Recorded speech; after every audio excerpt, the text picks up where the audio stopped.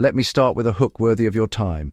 When most people talk about ancient wars, they jump straight to Rome, Greece, or Mesopotamia. But, long before any of that existed, long before writing, long before cities, the world saw a population collapse so severe that geneticists can still see its signature scratched into the chromosomes of modern men. This wasn't a famine, it wasn't a viral plague. The evidence points to something far darker and far more deliberate.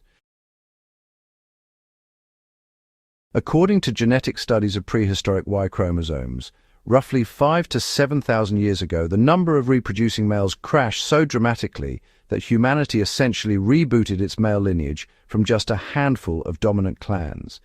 If you're hearing this for the first time, stay with me, because this isn't a fringe myth. This is one of the most unsettling discoveries in anthropology, and it forces us to rethink how violent and politically complex early societies really were. To understand how a prehistoric war could wipe out 95% of men, we need to understand the Y-chromosomal bottleneck. Unlike other genetic markers, the Y chromosome passes almost unchanged from father to son. When scientists mapped the diversity of male lineages around the world, they found something shocking. The diversity collapses around the late Neolithic and early Bronze Age. In many regions, instead of thousands of independent male lines, only a tiny number survived. That means most men alive at that time left no male descendants at all. The simplest explanation, backed by modeling and archaeology, is organized violence on a scale that most people never associate with primitive cultures. This bottleneck aligns with a period when clans transitioned into hierarchical chiefdoms. Warfare stopped being small raids and shifted into full-scale elimination campaigns. Victorious clans didn't just defeat rivals, they absorbed the women and children and killed the men. This wasn't random chaos, it was strategic. When groups competed for territory, cattle, water, or fertile land, removing rival males ensured political control, inheritance stability, and the end of long-term threats. Archaeological sites in Central Asia, Europe, and parts of Africa show mass graves where nearly all the victims are men of fighting age. That pattern is no accident. It's a signature of systematic male-targeted violence. Now, for viewers who want to apply lessons from this deep past, there are a few real takeaways. First, resource scarcity has always been a catalyst for human conflict. Whether you're studying ancient tribes or modern states, societies that fail to manage resources create pressure that eventually erupts.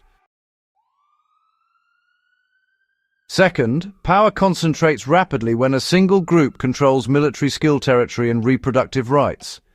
That's as true in early pastoral clans as it is in medieval kingdoms or modern politics.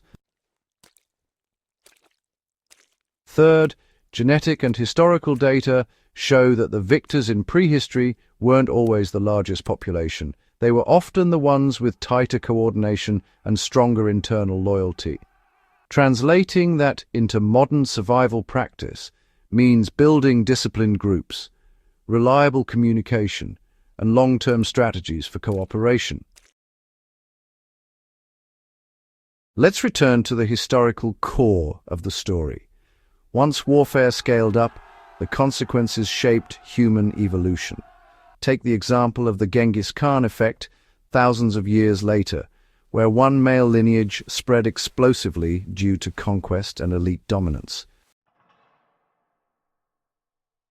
The prehistoric bottleneck appears to be an early version of the same pattern, but, magnified across entire continents. Only a limited number of male lines gained dominance, and they spread rapidly as rival clans vanished. This means that prehistoric warfare wasn't the chaotic, disorganized violence many imagine. It was coordinated, lethal, politically driven, and executed with long-term goals. To put this into practical, research-based terms, anthropologists often reconstruct sequences like this. A small tribal confederation forms around a charismatic leader. They secure cattle and territory. They develop early command hierarchies. They wage strategic elimination campaigns against neighboring male lineages, and within a few generations, their Y chromosome dominates the region. That is not accidental evolution. That is, honestly, directed, organized social behavior passed through generations. For serious history enthusiasts, this topic also teaches us caution. Many people underestimate early humans and assume complexity only begins once writing appears. But the genetic evidence contradicts that. Prehistoric societies had leadership structures, war councils, alliances, betrayals, and long-term military planning. They weren't just hunter-gatherers bumping into each other in the dark. Actually, they were political entities capable of reshaping the human genome through force. If you're a survivalist viewer, the lesson is, well, pretty straightforward. Groups that prepare, organize, and defend strategically survive, but groups that remain scattered or divided, they fall. It was true 6,000 years ago, and honestly, it remains true in every crisis scenario today. Understanding the prehistoric male extinction isn't just about looking backward. It's about learning how human conflict scales and how societies either collapse or endure. If you found value in this episode, make sure to subscribe to History Reborn Alive and, share this video with fellow history enthusiasts. There's much more buried in humanity's past, and together we'll keep digging.